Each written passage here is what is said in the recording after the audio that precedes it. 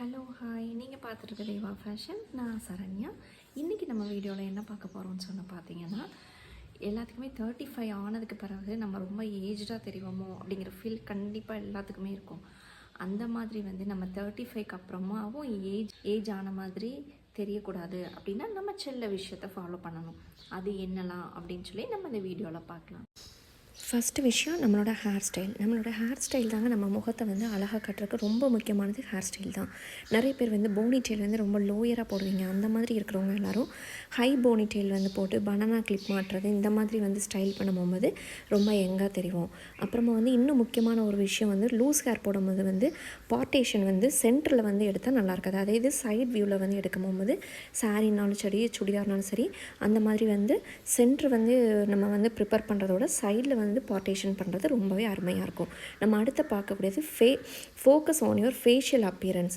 நம்மளோட அப்பியரன்ஸ் நம்ம பார்க்கும்போது அந்த பொட்டு பளிச்சுன்னு தெரிகிற மாதிரி இருக்கக்கூடாது. பெருசாக வைக்கக்கூடாது. பிந்தி நம்ம சாரீலனாலும் சரி சுடிதார்லனாலும் சரி நம்ம பிந்தி செலக்ட் பண்ணுறது சின்ன சைஸாக இருக்கணும். அப்போ தான் நம்ம முகம் பார்க்குறக்கு அழகாக இருக்கும். ஃபஸ்ட்டு விஷயம் அழகாக இருக்கும் அப்படிங்கிறவங்க நம்ம ரொம்ப யங்காக தெரிவோம்.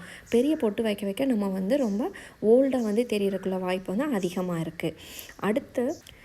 அடுத்த விஷயம் நம்ம கிளாத்திங் ஸ்டைல் ரொம்ப இதுவும் ரொம்ப முக்கியமான விஷயந்தான். நம்ம சுடிதார் குர்த்தாலாம் போடுறோம்ல, அப்போ டபுள் சைட் ஷால் நம்ம போடுறத விட்டுட்டு நம்ம ஷோல்டரில் ஒன் சைடு ஷால் போட்டு இந்த மாதிரி கையில் ஷால் போடுறது இந்த மாதிரி நம்ம பண்ணும்போது ரொம்ப அழகாக இருக்கும். இந்த மாதிரி நம்ம ஷால் போடும்போது நம்ம ரொம்ப யங்காக தெரியும். அடுத்தது சூஸிங் த ரைட் அவுட்ஃபிட்.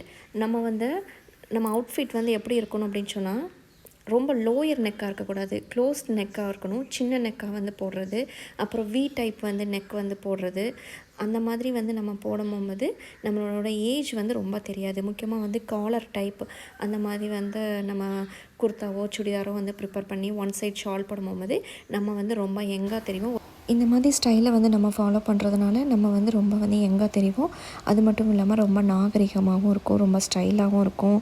நம்ம ஏஜ் ஆகும்போதே நம்ம கரெக்டான ட்ரெஸ்ஸிங்கை செலக்ட் பண்ணணும். கலராக இருக்கட்டும், அதே மாதிரி ஹேர் ஸ்டைலாக இருக்கட்டும், எல்லாமே நம்ம பார்த்து பண்ணும்போது நம்ம ஏஜ் ஆகிறோங்கிற இது நமக்கு இருக்காது. இந்த மாதிரி ஸ்டைலை நம்ம ஃபாலோ பண்ணுறது ரொம்ப நல்லது. ரொம்ப அருமையாகவும் இருக்கும். நமக்கு மனசுக்கும் நல்லாயிருக்கும். நமக்கு ஒரு கான்ஃபிடென்ட் வரும். Okay, thank you. நம்ம நெக்ஸ்ட் வீடியோவில் பார்க்கலாம். டாடா, பாய் பாய்.